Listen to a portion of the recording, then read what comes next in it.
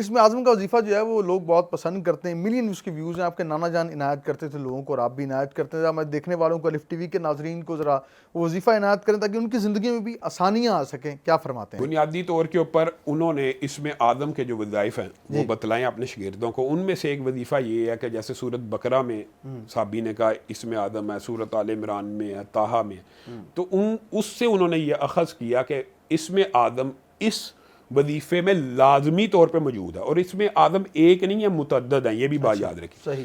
وہ جو وظیفہ وہ ہے بسم اللہ الرحمن الرحیم الف لام میم اللہ لا الہ الا هو الحی القیوم یا واحد یا ذا الجلال والاکرام.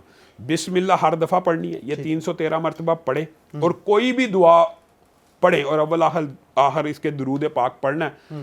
اس اسم اعظم کے ذریعے سے اللہ کے نام ہے، وَلِلَّهِ الْأَسْمَاءُ الْحُسْنَىٰ، اللہ کے خوبصورت نام ہے، ان کے ذریعے اللہ کو پکارنا چاہیے. قرآن کی آیت. تو اسم اعظم کے ذریعے جو بھی اللہ کو پکارتا ہے اللہ تعالیٰ اس کی دعا کو سنتا ہے.